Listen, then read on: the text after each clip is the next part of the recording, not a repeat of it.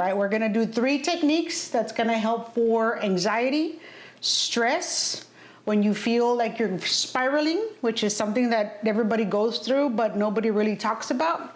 So let me just kind of name them out so people can actually research them if they actually want to do that. So it's the left to right eye technique, the somatic breathing, and my personal favorite, the progressive muscle relaxation. Mm-hmm. So let's get on with it. So each one of these particular techniques helps with nervous system, remembering safety again.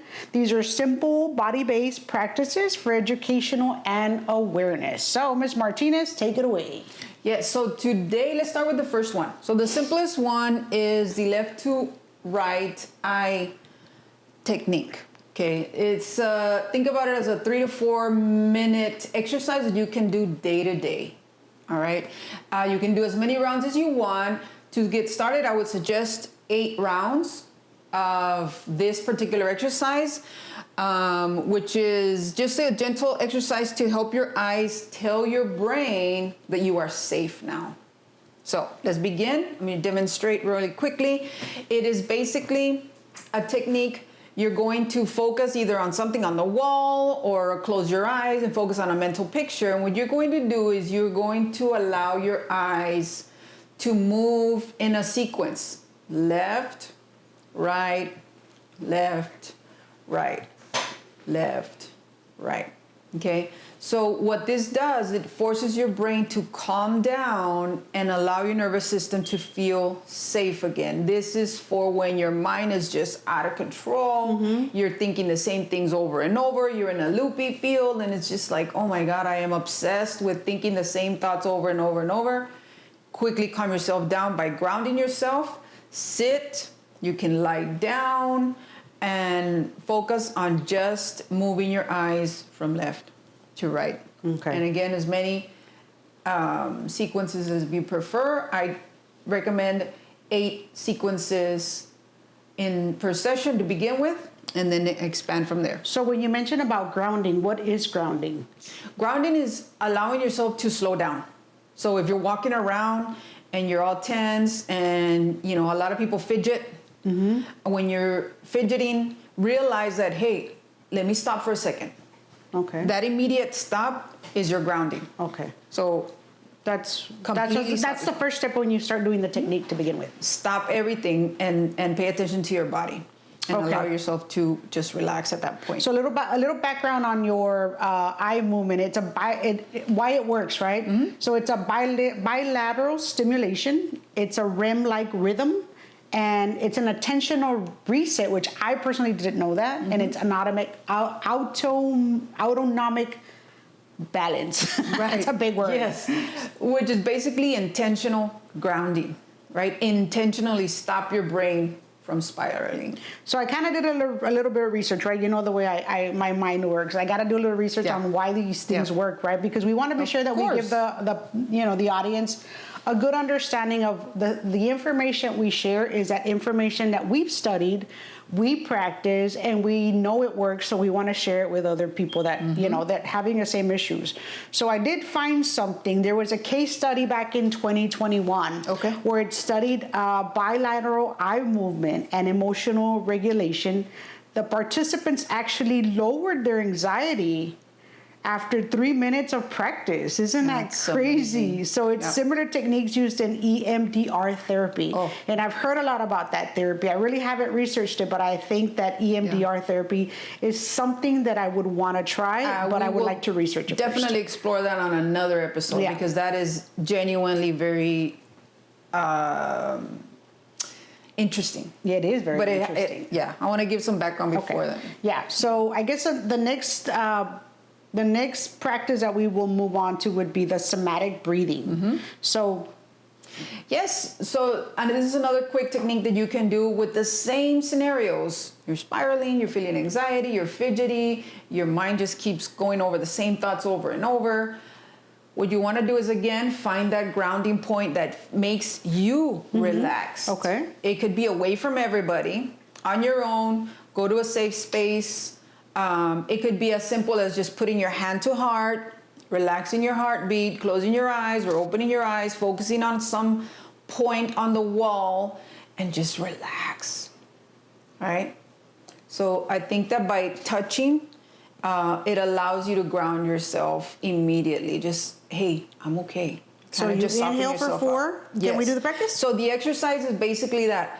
What I was trying to do is make yourself feel grounded. When you make yourself feel grounded and slow and stop, then you're going to go ahead and breathe in for 4. So breathe in for 4, 1, 2, 3, 4, and then slowly out for 6. A little bit slower pulses as you're breathing out. So what that does is the slower breathing allows your body at that moment to feel that safety, to feel that grounding motion, and to feel relaxed at that moment. And it also slows down your heartbeat, which in turn allows your nervous system to feel safe. Perfect. So it's why this works is it activates your vagal nerve. The long exhale stimulates the vagus nerve, which signals your body to shift from the flight or fight to reset your body. Exactly. So it slows it down automatically. So the baroreceptor reflex calm, that's a big word. So it's steadying your breathing, lowers your heart rate and blood pressure through gentle cardiovascular regulation. So there's a lot of science backed up in these particular practices. That's why we wanted to share them. Exactly. And that we've studied them before, we've done some research, we've practiced them. So we want to make sure that you understand that this is something that we actually do on a day-to-day basis. And I know there's scientific research, neuroscience. This is all backed by neuroscience. And there's so many documents that you can research and get information on. If you're the nerd type, which I love, if you're kind of nerdy and you want to know just the back science of all of that, research it, and you'll notice that now with more technology that's going on, a lot of these exercises are actually being studied more and more as the years go. Yeah, so there's a research from Harvard Health and Stanford Medicine showing that the paced breathing with longer exhales activates your parasympathetic system, improving your mood and reducing your anxiety markers. So there's actual research and science backed up by these particular practices. Exactly. Yeah. And I only wish I knew of all of these techniques as a teacher. I studied music for almost 20 years, and I feel like, man, if you're a teacher out there and you're feeling anxiety day to day, I know what that's like. These techniques can help you through those. Well, that's great. I mean, I practiced the I one that you taught me the other day, and it does really help because it helps me unfocus about my surroundings, and it helps me just focus on what I'm actually doing, and then it calms me down. Because, I have a tendency of doing multiple things at a time, and that I've been practicing that. So it does really help. It really helps a lot. Yeah. So, and then we'll go to my favorite one, which, this particular progressive muscle relaxation, I learned from a therapist from a therapy session that I actually went to. And I was very surprised that the feeling of how your body is supposed to feel and how it actually compared to how your body or your body tension actually is.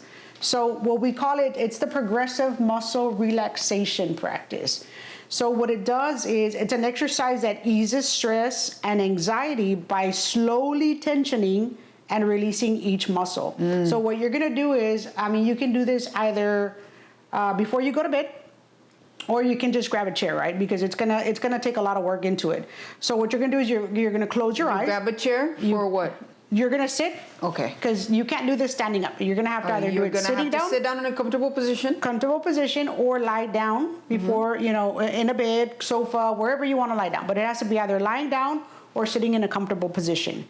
And then what you're gonna do is first you close your eyes. You take a breath, a deep breath in. Okay.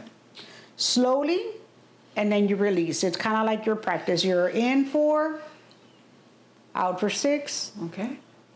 And then the next breath, you take it a little bit slower and steady throughout. So it's going to be, moving in, a little bit of breathing in at a time, not holding in and out.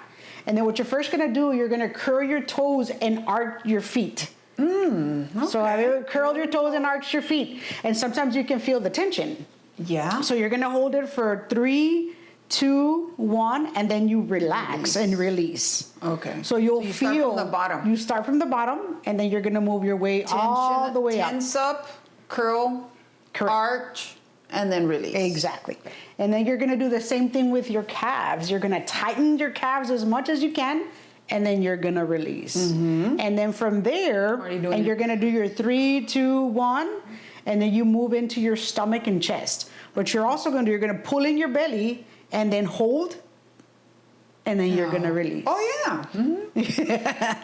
So if you've ever, I mean, obviously the people that know about anxiety and stress, They have it themselves. you have, people that have anxiety tend to always hold their tummy in, and sometimes it's unconsciously because you don't even know you're doing think about it. Why? Because you've been doing it for such a long time that your body thinks that's the normal stage. It reacts like that on a day. It's normal for that body. So when you start doing these practices of knowing the release and the tension, you'll catch yourself as like, oh my God, I'm tense. Why? And then you relax. So it's kind of like a practice of also resetting your mindset into your body Tense mode.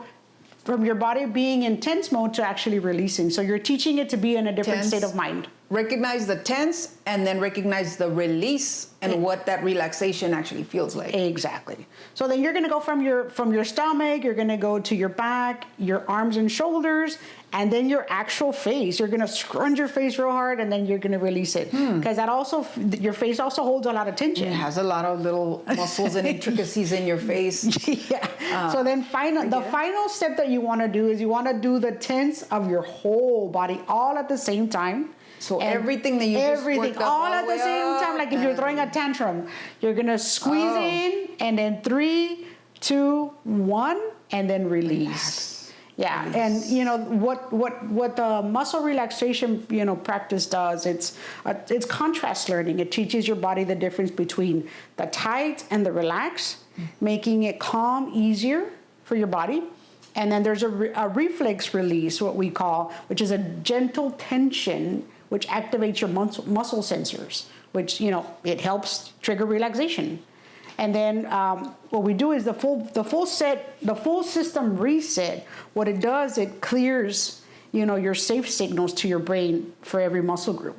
So you're doing it a part at a time, but then when you do the full body reset, it releases. It's a safe signal. Telling your body, I'm safe now. Release. And then you release. Wow. So I didn't know it was so intricate. Like, these exercises are interesting. Yeah. This is why I wish, like I said earlier, like I just wish I knew some of these techniques sooner so that I'll, obviously we both have autoimmune diseases differently. And these are mainly triggered through tension in the body. If you really think about it, there's research out there about how autoimmune systems get shocked, right? A lot of it has to do with stress. And this is a good way of identifying that you're stressed at the moment and then using these techniques as part of your day-to-day relaxation methods to keep yourself grounded and mindful. And so this PMR practice, it improves sleep quality and reduces cortisol levels, which is something you want to also take care of, because your cortisol levels, if they're very high, obviously it doesn't let you sleep. The higher the cortisol, the difficult you have sleeping. So, there's practice and proof behind it. So it's important to kind of do your research. If you're ever going to do a new practice, always research to see how it's actually going to help you. So, yes, definitely. So just to kind of, if this brought you some, some ease, share it with somebody that that lives in survival mode, or you can download into your guided audios on the Ritual Room that you have. You also have some music, a playlist that you have on there for meditation on YouTube, right? Yes, I will gladly follow. I'll gladly share those links to you if you're interested. Please comment. Let us know that you want the playlist for the relaxation.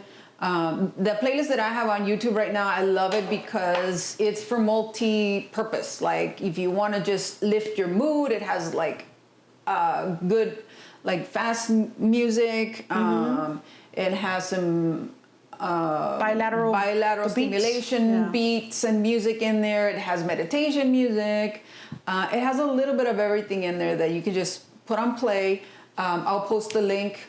If you need anything specific from there, you want to know more, let us know. Let us know in the comments. Yeah, and on my YouTube is still, it's still being worked on. But I do have a list on there that I use specifically for myself in the morning when I'm doing my affirmations. Mm-hmm. Before I even start the day, obviously with my, a little bit of my ADHD that I have, in a minimal, there's some music that I have on there, or some chants. I like using a lot of chants. So for me, the chants there, I started putting a playlist together, and I'll share the link so you all can. Yeah, once all that is ready, we'll have all that available for you guys. Just let us know what you need from us, and we'll gladly share the details. Yeah, if there's any topics that you guys want us to research and share, by all means, also send us a message, and we'll, discuss it on the next podcast. So again, don't forget to save, follow, and share, and we'll see you on the next one.